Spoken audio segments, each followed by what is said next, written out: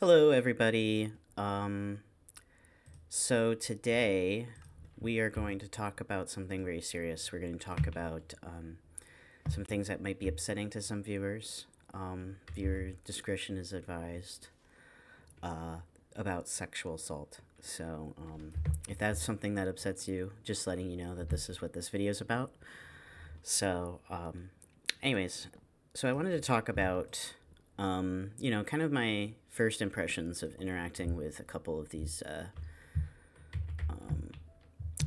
what do you call them, effective altruist types directly. Now, I want to stress that effective altruism and accelerationists are two very different things, right? They are part of the same kind of like sphere of ideas, but they're on two very different places. It's like you could compare it to like, how the United States is very far away from China, right? And these ideas are quite different, but they still influence each other, right? So I want to make very clear that these guys are not accelerationists. Okay, that's two very different things. Just so we all know. Okay, so with that out of the way, um, you know, I think my like first impression of these guys is like, first off, they're very arrogant, right? They think that they understand everything better than everyone else. They're also typically very young, and that kind of goes hand in hand. Just for those who don't know, I'm actually 32, right? And I'm definitely not, a young whippersnapper or whatever. I actually have to put my age on my profile in Discord because I want to make clear to anybody who joins my server, like, yeah, I am definitely not a teenager. I do not want to hear your teenager problems. I do not want to hear about, all of your, like, whatever's going on. I've had teenagers actually do that. And, like, I'm going to just let you know that if you're a teenager and somebody my age is interested in hearing about that, right? That's a red flag. That's your sign to get away from that situation because, quite frankly, nobody my age wants to hear about that shit, right? We don't want to be put on a list. We don't want to like deal with those kinds of interactions, and quite frankly, we kind of find that kind of stuff really annoying. So like like anybody who's like particularly interested in that kind of thing, you want to stay away from. All right? So just thought I'd throw that out there to any viewers under the age of 18. Just a little word of advice. But yeah. So anyways, I'm talking about effective altruists. And these guys like they're very like arrogant, and I feel like if you're going to be like focused on like who is like doing the right thing, right? I feel like arrogance is something that you should really be, you know, um, kind of filtering out. I feel like arrogance is something that gets in the way of that. Like, some of these people are really concerned about being ethically better than other people. And to me, I feel like, if you're trying to be the making the best decisions for the world and making the world a better place, um, you know, who is the better person is not really something that is actually part of that goal, right? Fixating on whether or not you are a good person is has a lot more to do with you than it has to do with the world, right?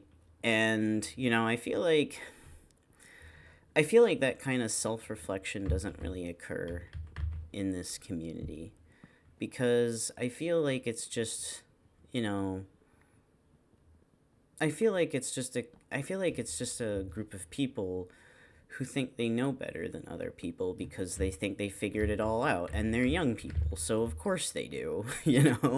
And that's part of the thing about getting older. You realize, oh, I really haven't figured it all out yet.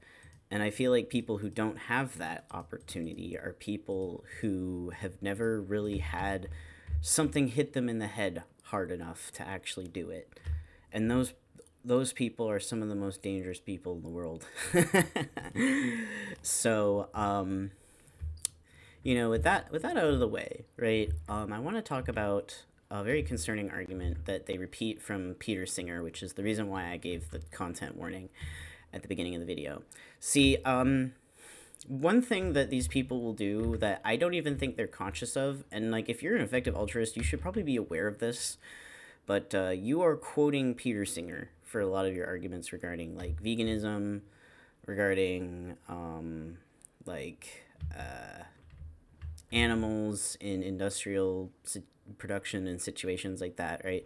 Like that's all coming from Peter Singer, and you should be aware that of who you're citing, because then one, you can read more about him if you're interested in reading more, right? I mean, I personally can't stand him, but and no, it's not because of my opinions on meat eating. I mean, I disagree with vegans, but it's really has very little to do with the vegan element that I disagree with.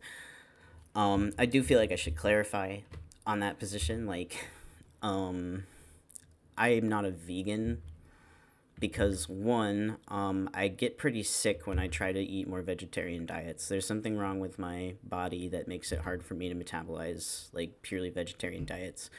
I don't know what it is, but basically I get very weak and tired. And it's probably something to do with like my body's not producing something, right? Now, if you're willing to pay for the diagnosis and treatment of this illness, because most of the effective altruists are also people who have significant holdings in Bitcoin and other cryptocurrencies. If you were willing to pay out of pocket completely for the treatment of my illness, I would absolutely, be willing to change my diet. But I don't see anybody taking up to the plate for that. I guess that's not worth enough utility for some. Yeah. So I guess that's not worth enough utility in the equation, which is quite unfortunate. But oh well. But the real reason is that I don't really think that eating meat is the problem, right? I think eating meat is the solution that they give to the problem, right? Or not eating meat is the solution they give to the problem, rather. And that's fair enough, but like let's first identify that that's what it is. The problem is not the ethics of eating meat. The problem is the ethics of how that meat is produced and the suffering that the animal goes through in order to be produced that way, right? And I think this is a really important conversation because this will lead into part of the reason why minorities and especially like women and disabled people don't really like Peter Singer, right? See, they don't not like Peter Singer not because of this veganism crap. Everybody focuses on this like fucking argument about animals in like farms and stuff, right? That's not what this is about, right? To me, I think the real problem with, industrial production of any kind, right, as it exists right now, is not necessarily even the fact that it's industrialized. It's the fact that we don't own the means to production. The animals don't own the means to their own bodies. We don't own the means to our own bodies. I edit a lot of footage of these of stock footage, right? And in one video I had footage of both factory farms and sweatshops, and I was just thinking to myself while I was editing, like, how are these two things even that much different? Like, they're both bodies that are being exploited at a mass scale for the production of something. It's just the difference is that the humans are producing something that doesn't come from their bodies. Like, that's really the only difference. It only comes from the actions that their bodies take, right? So, like, what is the difference here? Because a lot of these effective altruists are not concerned about the fact that the way that their systems and everything else is being produced in their whole world and everything that they base everything off of is produced by humans in that kind of situation, right? And a lot of these kinds of like liberal vegans don't care about this problem. Now, leftist vegans are different, but like, a lot of liberal vegans really do not care about this, right? And I think that that's a huge problem, because then you are actually saying, yeah, a animal's life is more valuable than that of a human, like unquestionably, because like if your problem is their relationship with production and their relationship with how they are being treated or whatever, then you know, you're not really improving that situation with the way that you're handling it. You're actually, you're just privileging one kind of suffering over another. And the suffering that you're privileging is one that you can apply this sort of guilt complex to. Because, animals, we don't, when an animal does something wrong, it's different than when a human does something wrong. Because human is encoded in a sort of ethics that, generally in our societies we agree upon, especially through language that we're able to communicate to most other people within the community, right? And so the decision to, not follow those rules is considered like a is kind of considered a social infraction, right? It's something that is on our level, right? While an animal does not experience those same social interactions, so there's a more innocent relationship to it, right? It's more like, I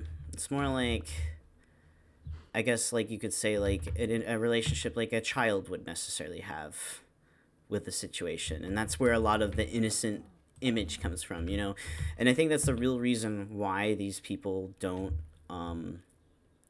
value the lives of these people working in these like infinite debt traps. And I am not convinced that giving all the power to the people who are in control of these ultra wealthy new money institutions is really the right way to go. Quite frankly, I don't think that giving ourselves even less access to power over our own lives is the solution at all. I think it's very interesting that the people who say these things are always the people who are in power, right? So, something that ends up always coming up when Peter Singer is brought up is his comments on zoo, right? Now, if you don't know what zoo is, well, I guess you have to look it up, right? It's definitely not the place where we keep animals for display or exhibition. It's not what I'm talking about. So, what the hell is that? Oh, that's a ship. But yeah, so we're not talking about that. We're talking about serious things, right? And whenever this stuff is brought up, these utilitarian vegans, which again I need to stress that not all vegans agree with this, right? Don't use this as like a "oh, I hate vegans" video, right? They bring up zoophilia, and it's just like, I just feel like it's a total like I hate when they bring this up, and I really want to explain why I think people get fucked up when they bring this shit up, right? Because a lot of people assume that the reason is because oh, they're projecting their own desires into the conversation, and I think that's really stupid and accusatory. Like, why are you diagnosing this person just because they are talking about something controversial, right? Like, you can talk about like something bad without being that person, okay? You can talk about like what Hitler thought about without trying to be literally a Nazi, okay? Like, that can be a valuable question to ask, especially in the context of ethics where we're contemplating many theoretical situations, right? That's not really the problem with it, and I don't think that the people who are promoting these things are into zoo, right? The problem is more so, I think, the trivialization of sexual assault, just in general, right? So this kind of, I think, a good example of this. It's really funny that I bring this up, but you guys might remember about a year ago there was that meme about the bear and the man in the woods, and which one would you rather trust in the woods alone, a bear or a man? And a lot of women answered the bear, and this really upset a lot of men. It was really funny because they really don't understand why, and I'll tell you why. It's a very simple reason when you understand why.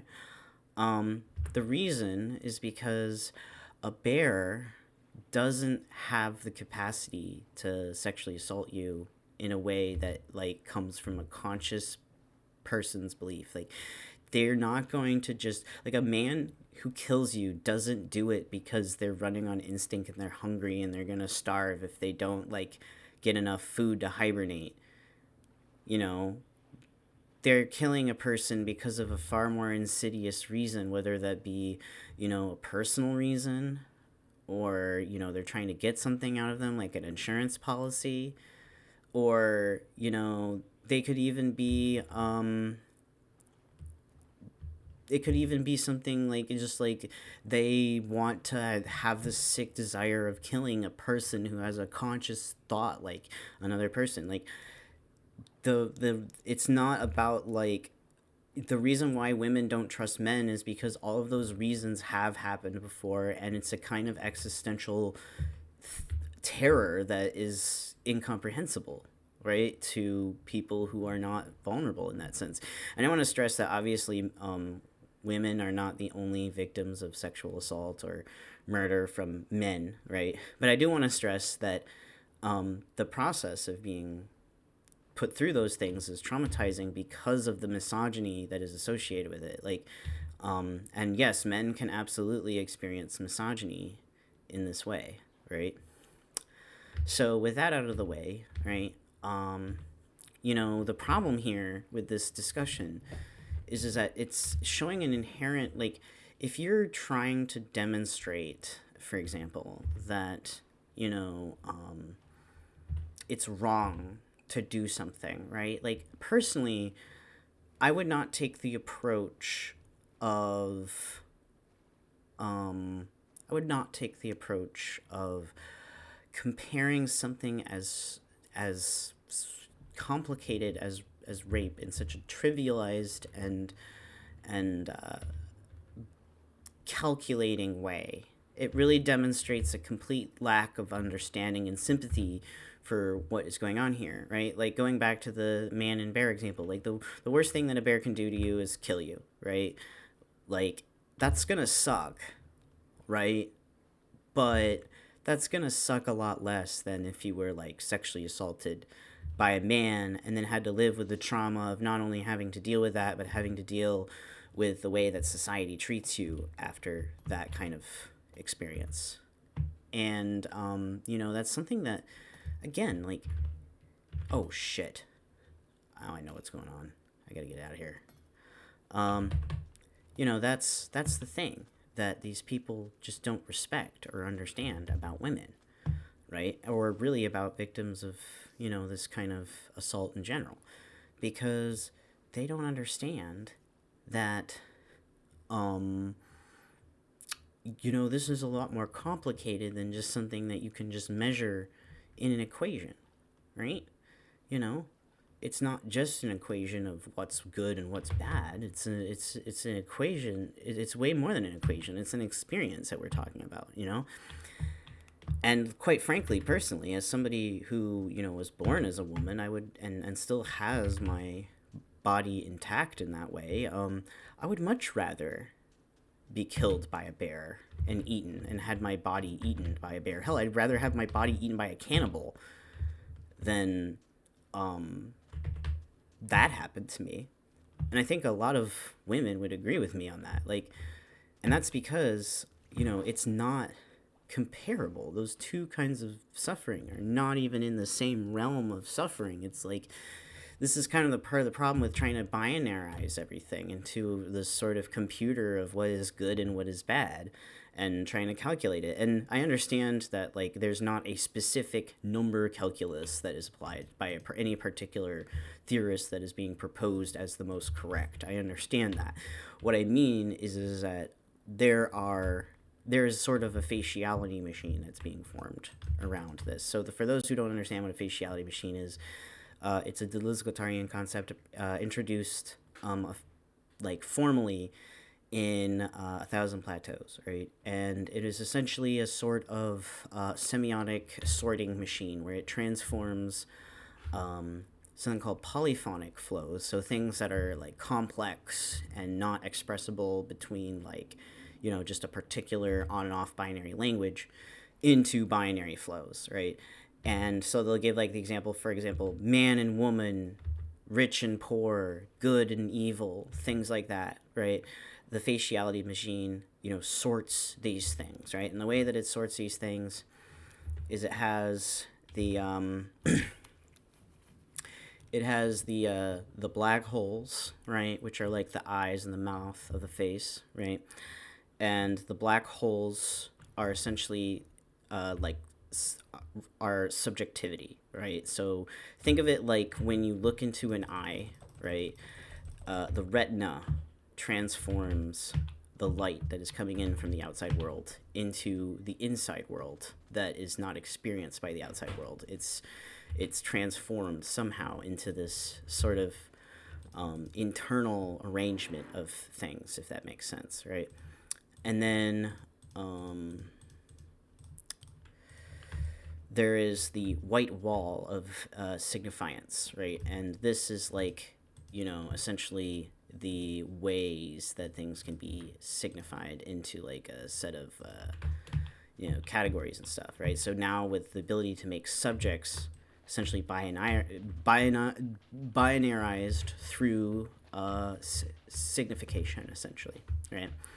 And what this all kind of gets down to, right, is that, essentially, it's trying to take these complicated issues and transform them into subjects that can be calculated like on a computer. Like you can think of it almost like trying to transform things into a virtualization, a video game, right?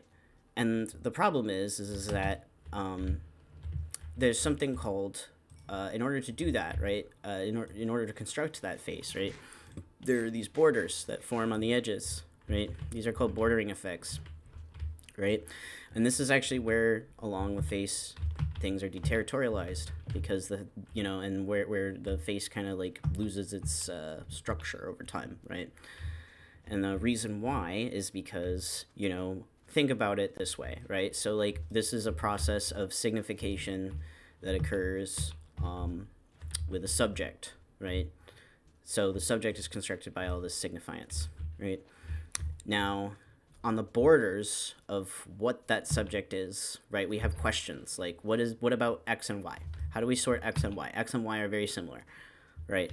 And in order to process that, it has to add kind of like baggage in order to make sense of that, right? Think of it as like code debt, right? There's no way to make sense of this question without adding additional code, right? And essentially what happens over time is that what eventually happens over time is that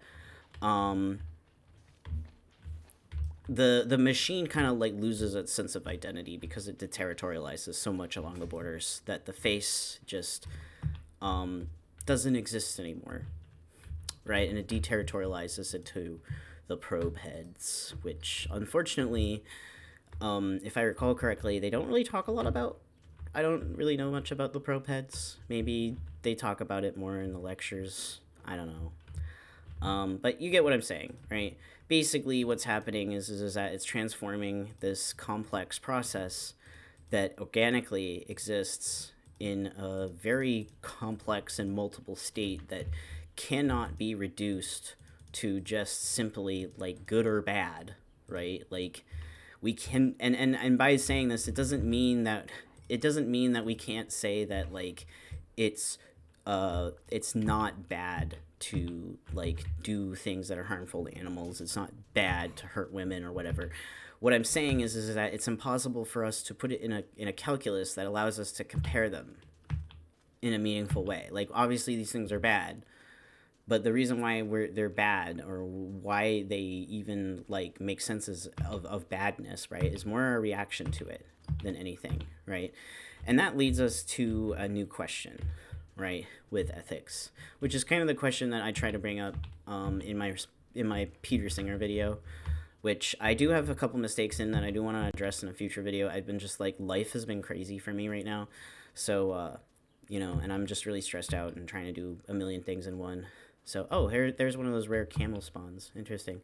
There's another one. I guess they're not that rare. But yeah, so basically, the problem that I was kind of trying to like approach within that video about singers is that, now we have a new problem, right? How do we actually figure out what can be possibly ethical in this kind of new scenario? How do we do what we think is right? If we can't calculate things, if we can't like use these objects in this way, like when we have these problems, right, where we're we're oversimplifying the experiences of women and minorities and things like that, right? Well, the way that we deal with that is we focus on like what are we trying to actually produce with our society, right? So instead of focusing on like ideals, like oh, it's bad to eat meat, or it's bad to do this or that, or we should feel guilty about X, Y, and Z, or I'm a better person because like you none of this matters, right? Nobody cares. Shut the fuck up, right? What we care about is that we live in a society that doesn't work, right?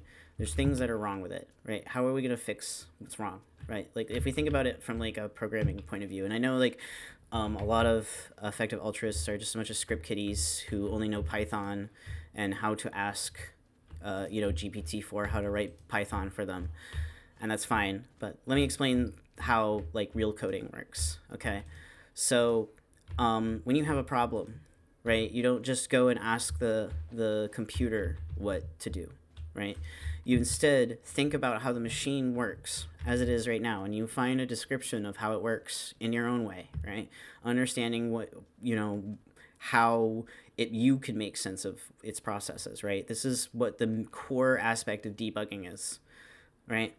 And what you do with that is you take that and you transform it into and I know there's a lush cave down here, I don't really care. But you take that and you transform it into something that does work. So you take it and you think, okay, so this is the problem, this is the solution. Like, let's think about Missing No for a second, right? That's the example I love to give because it's a great example on how to think about this way, right?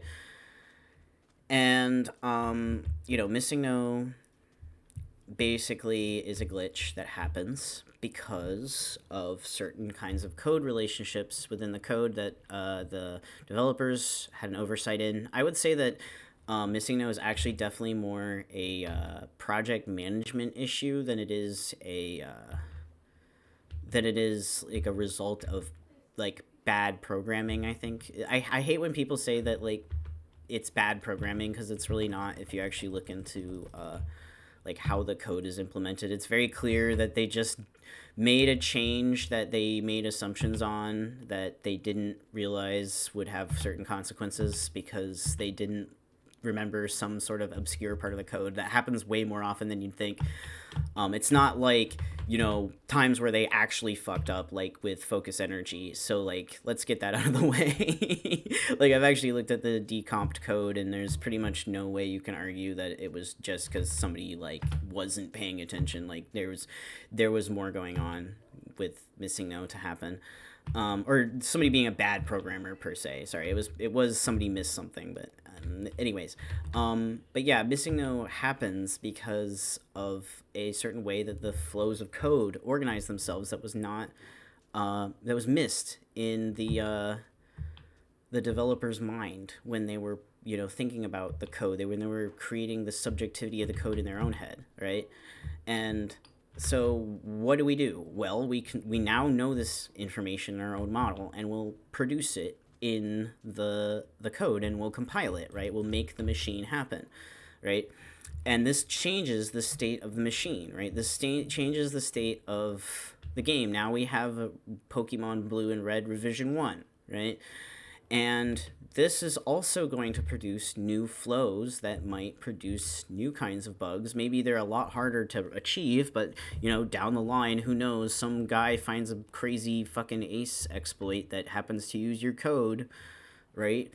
And that's just the thing. Like, it all kind of comes down to, like, we don't know the whole picture, right? But what we can do is we can take what we do know and we can try to make it a little bit better and make it a little less hard for everybody, right? And instead of focusing on a bunch of value forms and trying to treat it like a fucking economy, right? Because the economy is more than just the numbers, right? Like, it's not just labor value. And it's not, and wage, let's get something clear, wage labor is not the only form of labor, and saying that this is how economics works is more revealing your ignorance on economics than anyone else's, right? And I say this, I know some people realize I am responding to a particular person, But this is actually a pretty commonly held belief in these circles, and they think that they can weave together a narrative through an assemblage of Wikipedia articles and stuff to make a point, and it's like they don't understand that's not how research works, like especially historical research or trying to demonstrate things like that. Like, no, you have to actually be a little bit more convincing than that. And like ultimately, what I'm getting at is that a real ethics of like trying to figure out these problems and trying to understand suffering and trying to make the world a better place is going to require a system that is constantly in development. It's constantly everywhere, all the time, producing.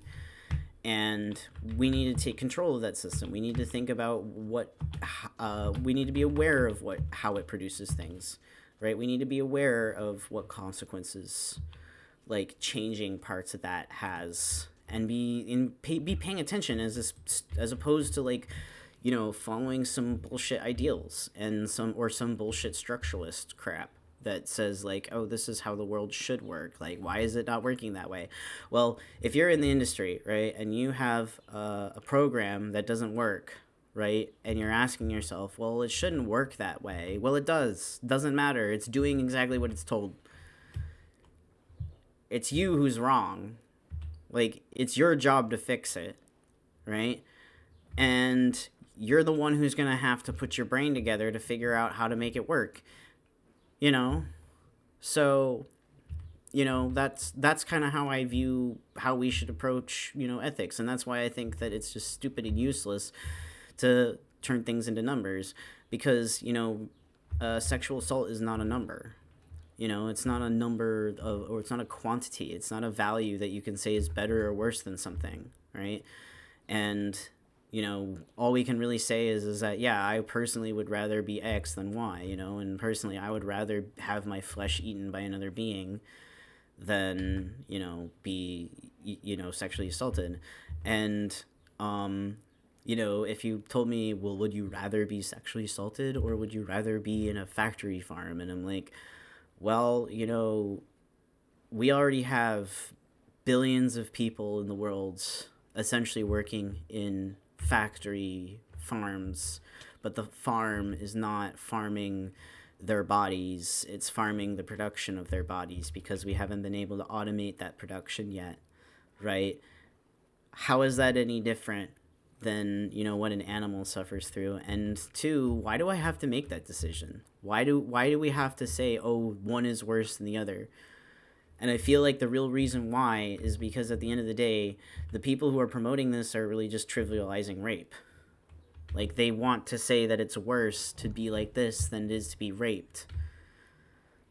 And that just kind of puts into perspective how they understand and perceive rape. And I think that was like the most jarring thing that I experienced when interacting with these people, that they don't understand anything about the economy of sex. They don't understand anything about, and that doesn't surprise me, saying that out loud, because, I mean, there's no way any of these people have seen a vagina without paying for it.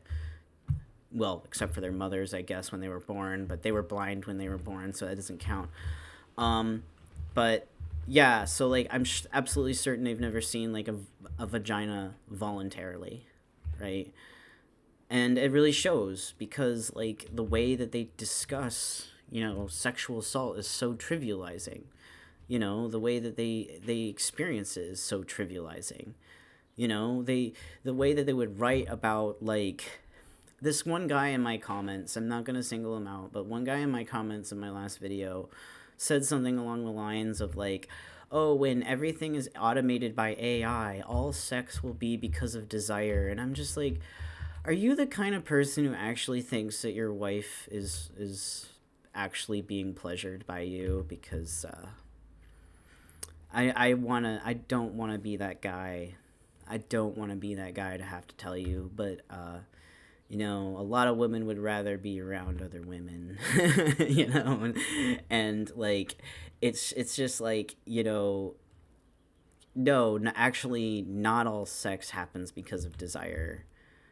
And this was in response to sex work, which, by the way, I do not believe for a second that AI automation would make sex work obsolete. That's just like, what?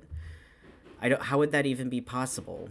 Like, I mean, I don't think sex work will become obsolete until misogyny becomes obsolete. And I think that really we should be asking what a sex worker thinks about that, because, they're the one who actually does the work. And that's the thing I noticed about these guys. They don't want to talk to sex workers unless, of course, it's to like ask them for sex, I guess. But they don't want to ask them like how any of this shit works. Like they don't they don't care because they already think they understand the world because they've calculated the numbers, man. And they don't understand that there's just some things that don't fit into numbers. Like, and if you try, you're just demonstrating that you don't understand at all. And I think that's the sad thing, because it's like it's not even necessarily something that only women experience. It's something that anyone can experience, and yet they don't take it seriously. These people will cry all day about men not getting enough attention for sexual assault and stuff, but you're part of that problem because you're literally going around and trying to put a number on it. Like, what do you think that says about yourself? And yeah, that's really all I have to say about that. Like, that's the real reason why people don't like it. People don't like it not because you're zoophiles. They don't like it because you're trivializing something very serious. And and yes, it is trivializing to make something that is so complicated and so upsetting into a number. And maybe come back when you've actually experienced something like that before saying something like that. And I don't want you to experience something like that. Obviously, it's horrible, but like sometimes that's maybe you should just listen to people who already have gone through it. And that's something that I noticed with like disabled people, with like people who are in unfortunate economic circumstances. They don't want to listen to these people because at the end of the day, right, like maybe they're not rapists themselves, right? They're not like trying to find ways to exploit women or exploit whatever, but at the end of the day, they don't really care because the systems that produce these things on a mass level are the same systems that are allowing them to do whatever they want. And they don't understand how those two things are connected because they've created a calculus of ethics that allows them to ignore everything that doesn't fit into that faciality machine. It's not signified, so why do they care, right? They'll just throw it out. It's just not part of the picture. It's just not part of the discussion, man. Just not part of the discussion. We're not talking about that right now. Why would you even bring up something like that? We're not talking about that. And I'll just say this, if that's your answer to any question in ethics, your ethical solution doesn't work, because it should be able to have an answer to situations. Like you should be able, you shouldn't just cower because somebody brought up something that you didn't want to agree with or discuss. Like, if you're willing to discuss something as serious as like, zoo, then we should be willing to discuss something as serious as sex work. I think that's fair. Just saying. I think that's like appropriate. So, anyways, that's all I had to really say about that. Sorry for the upsetting subject matter. I just had a lot of thoughts on this, so